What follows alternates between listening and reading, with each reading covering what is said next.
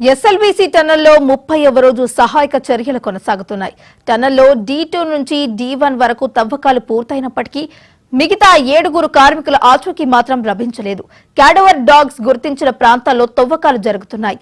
మట్టి, TBM శకలలో తొలగింపును వేగవంతం చేశారు.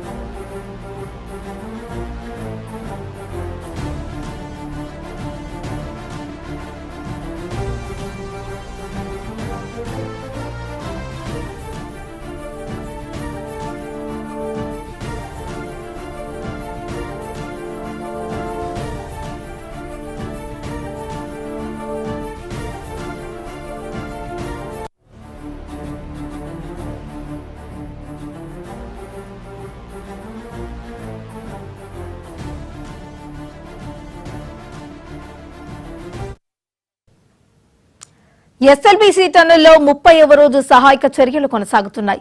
టన్నెల్లో D2 నుంచి D1 వరకు తవ్వకాలు పూర్తయినప్పటికీ మిగతా 7 కార్మికుల ఆచూకీ మాత్రం లభించలేదు. క్యాడవర్ డాగ్స్ గుర్తించిన ప్రాంతాల్లో తవ్వకాలు చేస్తున్నారు.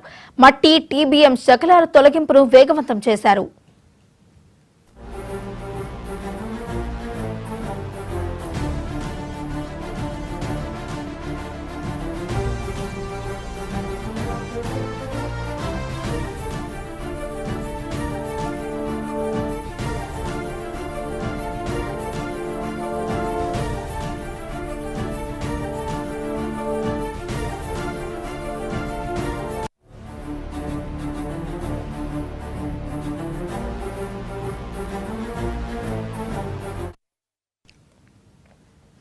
ఎస్ఎల్బీసీ టన్నెల్లో 30వ రోజు సహాయక చర్యలు కొనసాగుతున్నాయి. టన్నెల్లో D2 నుంచి D1 వరకు కూడా తవ్వకాలు పూర్తయినప్పటికీ మిగతా 7 కార్మికుల ఆచూకీ మాత్రం లభించలేదు. మరి ఇదే అంశానికి సంబంధించి మరింత సమాచారాన్ని మా ప్రతినిధి గురుప్రసాద్ అందిస్తారు. గురుప్రసాద్, చెప్పండి.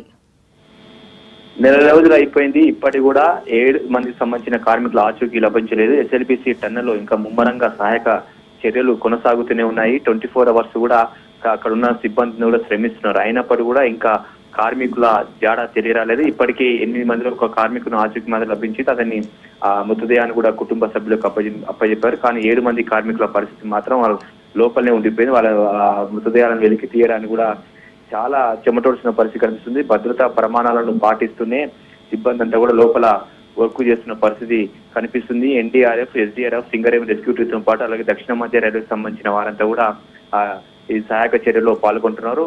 అలాగే అధికారులు ఎవరైతే నాగరికల్ ఎస్పీ బాధవ సంతోష్ తో పాటు ఎస్పీ గైక్వాడ్ వీళ్ళంతా కూడా దగ్గర సమీక్ష నిర్వహిస్తున్న సిచ్యువేషన్ కనిపిస్తుంది. మరికొంత సమయం పట్టే అవకాశం ఉంది. లోపల పెద్ద ఎత్తున బురద, మట్టి వచ్చి చేరుతుంది. అలాగే D1, D2 ప్రాంతాల్లో కూడా ఇప్పటికే ర్యాట్ హోల్ మైనర్స్ పెద్ద ఎత్తున తవ్వకాలు జరిపినప్పుడు కూడా అక్కడ మాత్రం ఇంకా 7 మంది కార్మికుల ఆచూకీ మాత్రం లభించలేదు. ఈ నేపథ్యంలో మరింత స్పీడప్ చేస్తున్నారు. అధునాతన టెక్నాలజీని కూడా ఉపయోగిస్తున్నారు. రోబోల సాయం కూడా కోరడం జరిగింది. కానీ ఇప్పటి వరకు రోబోలను వినియోగించలేని పరిస్థితి. అక్కడ టెక్నాలజీ కావచ్చు పెద్ద ఎత్తున మాత్రం ఇంకా సహాయక చర్యలకు మాత్రం అడుగడుగున ఆటంకం కలుగుతుంది.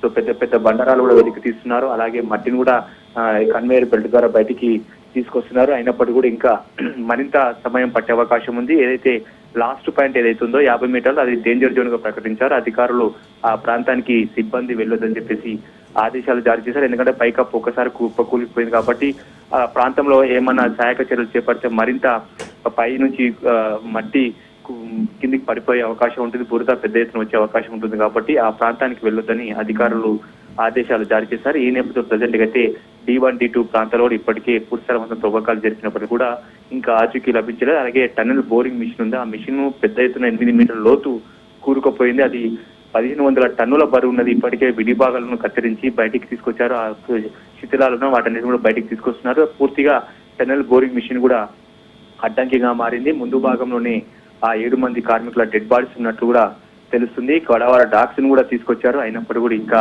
కార్మికుల ఆచూకీ లభించలేదు. సహాయక చర్యలు మాత్రం 24 అవర్స్ మాత్రం కొనసాగుతున్నాయి. సిబ్బంది అంతా కూడా షిఫ్ట్ కు 120 మంది కూడా పనిచేస్తూ ఈ యొక్క సహాయక చర్యలు మాత్రం ముమ్మరం చేశారు. ప్రభుత్వం కూడా పుస్తల మాత్రం దృష్టి సారించింది.